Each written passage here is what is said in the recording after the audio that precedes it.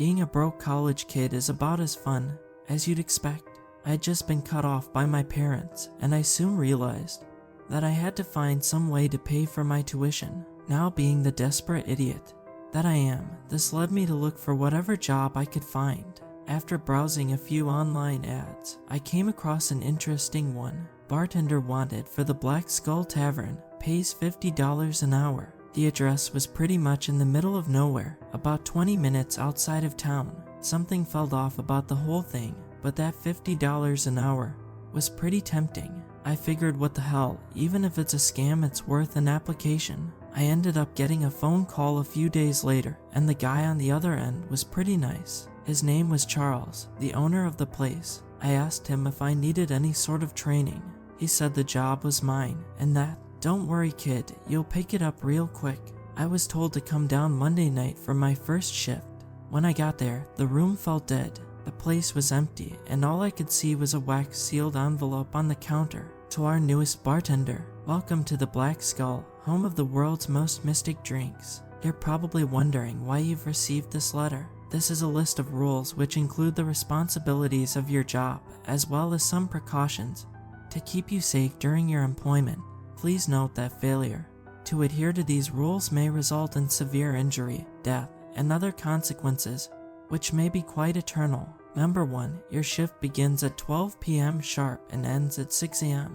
Do not attempt to exit the bar at any time during your shift. We're still trying to wash the old guy off of the wall in the back. Number 2. Make sure the patrons are happy. Smile, make some small talk. If they ask for another round of the same drink, give it to them for free. Although they may seem human, they are not, and therefore deserve the utmost respect. Otherwise, you might walk out of the bar without your eyes. Number 3. At 2:15 a.m., the vodka will run out. It doesn't matter how much customers drink, the bottle will always be empty. You must go into the basement to get a new bottle. Once you grab a new bottle off the shelf, it's going to burn your hand. No matter what, don't let go. If you drop it and the inhabitants behind the bar don't get their fix, they won't take too kindly to it. Number 4. If an older gentleman with amber eyes walks in, make him an old-fashioned and refer to him as Mr. Lucius. He will ask you your name. Don't hesitate to lie through your teeth, but no matter what, do not give him your actual name. You are free to converse with him as you please, so long as you do not make direct eye contact for too long. If you see the flames within his eyes, you may begin to lose hope. Number 5. With the exception of Rule 8, you should not be in the basement at any time other than between 2:15 and 2:20 am. No matter what you hear down there, ignore it. These are simply rises to try and get you to open the door. Don't open it. Number 6. Under the bar you'll notice your bottle of vodka as previously mentioned.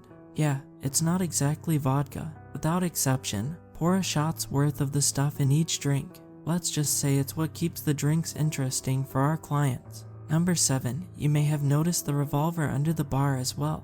Make sure to keep it close at all times, as there are many situations in which you might need it. If a young woman who goes by Madison sits at the bar, don't hesitate to shoot her. If a gentleman wearing a Civil War uniform steps in, make sure you shoot him directly in the heart. In the unlikely event that the whole building goes dark, put the revolver to your head and pull the trigger. You're pretty much screwed if this happens, and eating a bullet is a better alternative than what Mr. Lucius has in mind for you.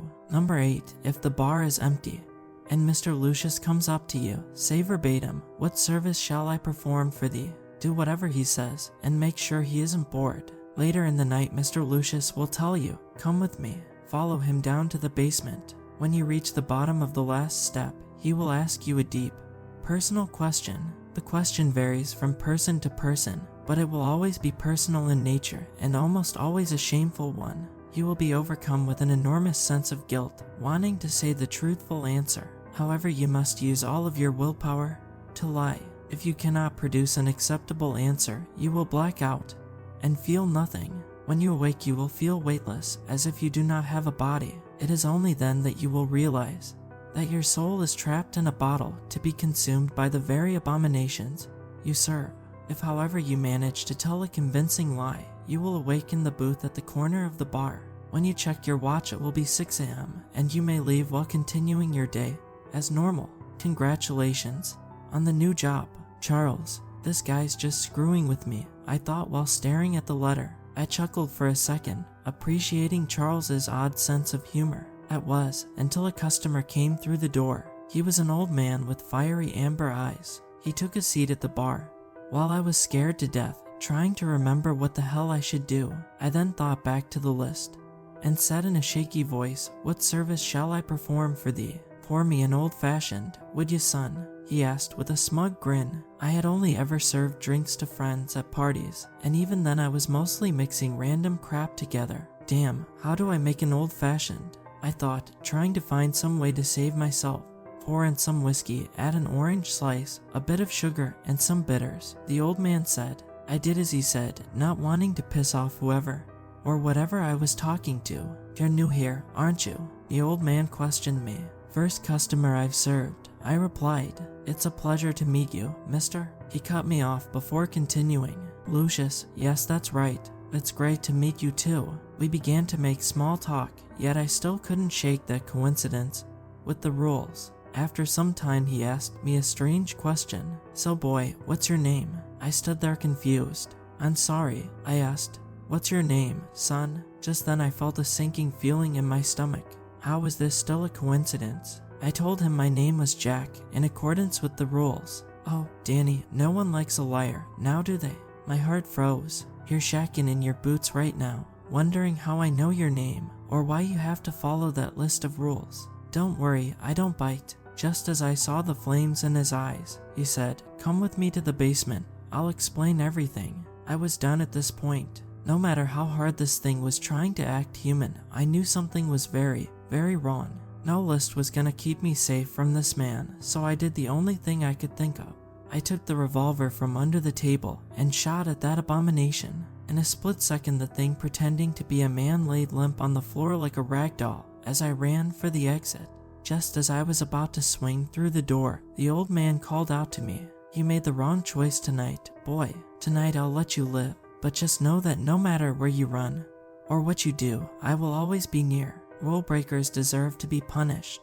I booked it out into the parking lot and towards my car when suddenly I heard a roar from the nearby woods. I didn't want to find out what happened to the last guy, so I got into my car and floored it. When I got home, I tried calling Charles, hoping against hope that he would know how to take care of Mr. Lucius. After 4 tries, he finally picked up. "Charles, that old man with the amber eyes, he said he's after me," I said through heavy breaths. "What do I do?" "Please," Charles said with a smug tone, "call me Lucius. I'll be seeing you soon."